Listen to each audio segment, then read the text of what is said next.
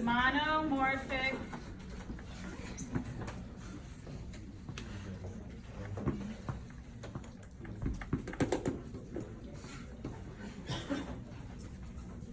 or polymorphic.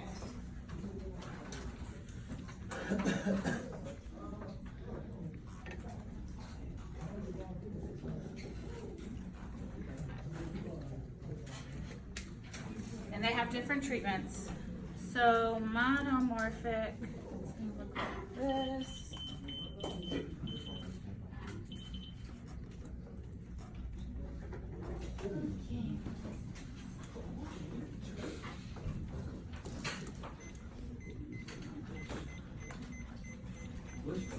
So VTAC is just tall, pretty much all the same, no QRS complexes.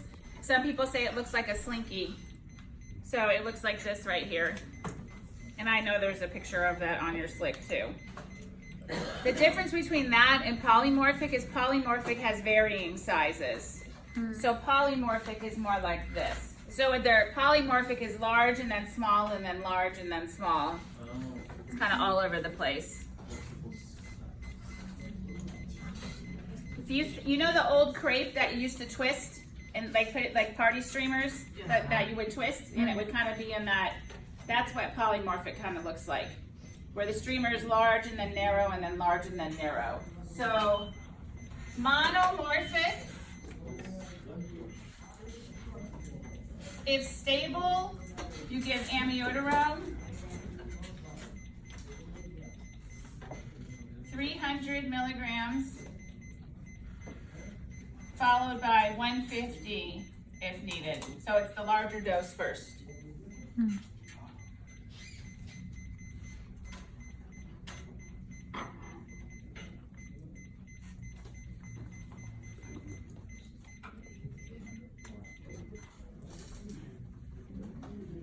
Polymorphic, there is no stable. It's very dangerous rhythm. It will quickly deteriorate. It has to be cardio, or it was actually defib, sorry.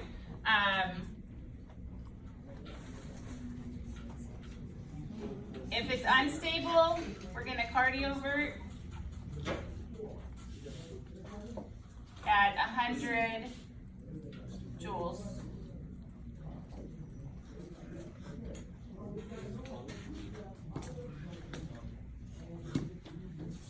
If the patient has a pulse. VTAC is the one rhythm the patient might have a pulse, they might not. So you can have VTAC with a pulse, VTAC without a pulse. Obviously, if they have no pulse, they're not stable. So if there's no pulse, we defib at 360. If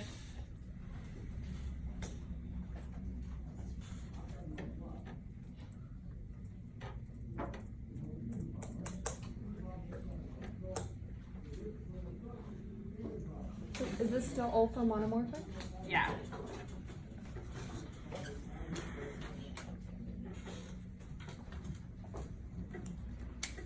So let's see, I'll do this. Can be with or without pulse. So obviously no pulse, we have to automatically defib.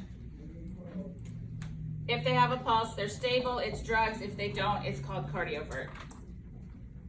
You guys got me? I'm gonna explain that.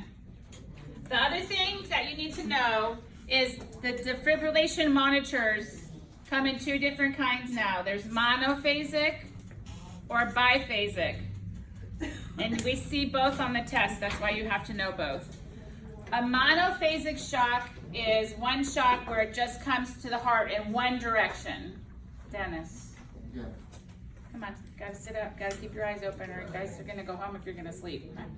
Biphasic comes at the heart in two directions, from the front and from the back. So because of that, it needs less. So a monophasic joules will always be high. Biphasic is about half of it. So we know the regular defibrillation with a monophasic So if it doesn't say, it's monophasic. That's always going to be the 360 because that's the highest. If it says it's biphasic, then you know you're going to do a half, and it's usually about 200. So it will be clear in the question or the scenario, so you'll have to pay attention. All the newer monitors are going to biphasic. So the last time we had this on one of the tests, it was biphasic. So just know that biphasic, and that, sometimes it won't even have the higher joules. So you'll be like, I need to defibrillate. Why isn't 360 here? It's because it's a biphasic shock. So you're like, oh, I need only 200. Are you gonna test us? Test us using like mono or? I hope you'll know. Okay. You can see either. Okay, so polymorphic. I said there was one time that you would use defibrillation with a pulse, and this is it. So defib at that. 360 if monophasic, 200 if biphasic.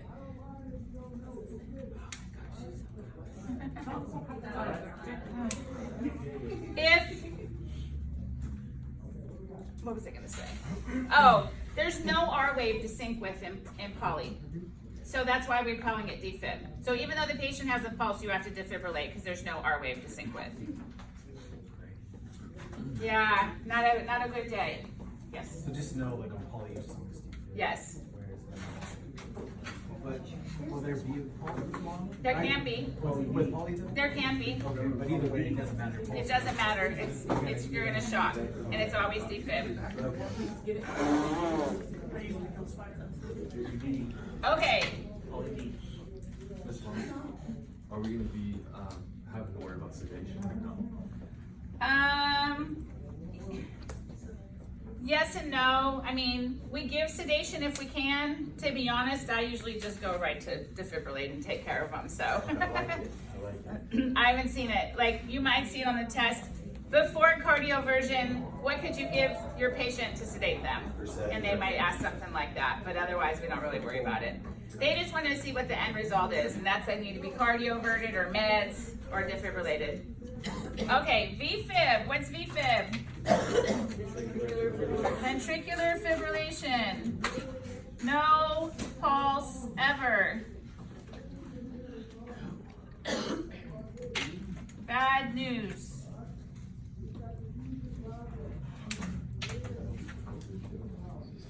So we're clearly not stable. Defib. Same thing. VFib, we defib.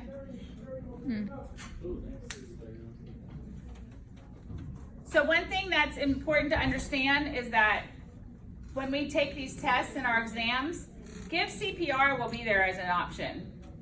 So your patient went into ventricular fibrillation and they have no pulse. Do you want to defib or do you want to give CPR? Yes. Yes is not an option. Defib, right? Do you want to defib or give CPR?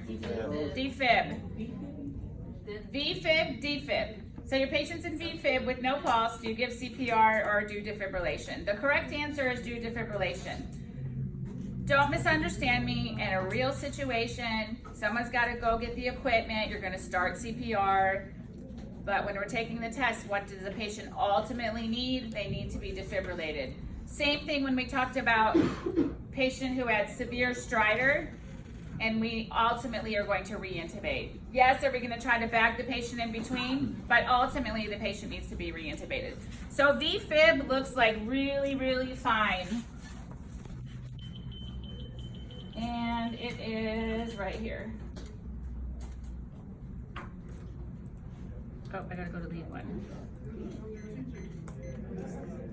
Where VTAC was more tall, VFib is gonna be really fine. Think of your heart like quivering. That's what's happening. So the really small, fine one that has no direction or anything to it is always VFib.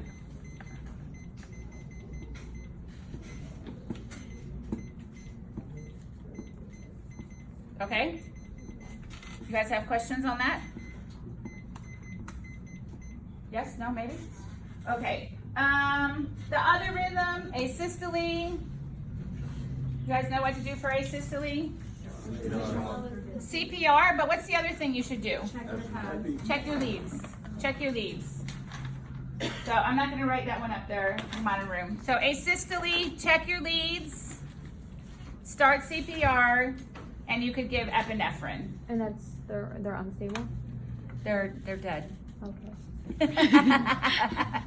Unless they're talking, you look at the. Well, that would be different. Then that's the leads. No true asystole, no heartbeat. Stable animal.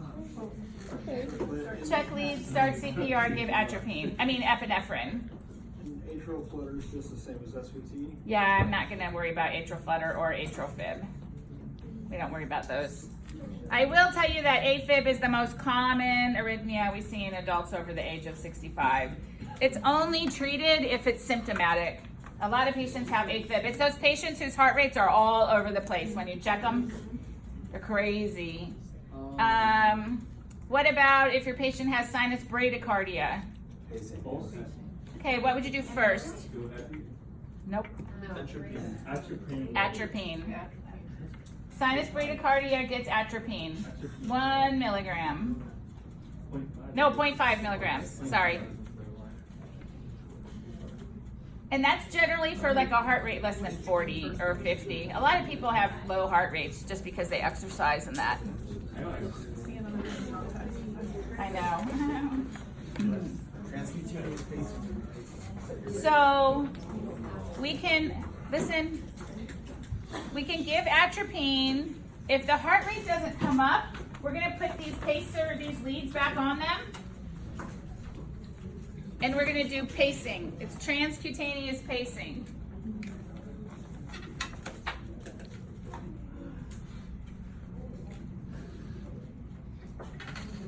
And that's just an external pacemaker. And they will do that until the patient can go in and get a real pacemaker. You also see that in heart block. Patients in severe heart block, their heart's just not pumping like it should, and so they'll get a pacemaker put in. So they'll do transcutaneous first, external pacing pads, and then get a pacemaker put in. Yes? It also says epi or dopamine will do that too, or... Yeah, it's mostly atropine that you need to worry about for bradycardia. What is Raven? You said the Transcutaneous pacing. that's like the External pacemaker. On your monitor, you can actually, I don't know if you can do it on this one. Oh yeah, pacer. So, and you actually see,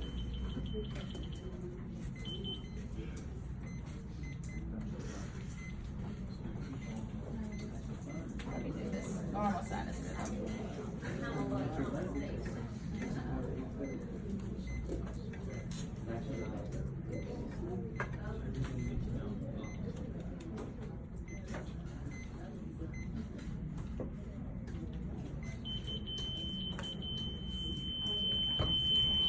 Shaking my video.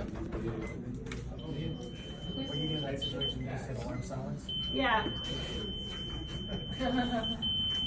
Oh, I was trying to do it.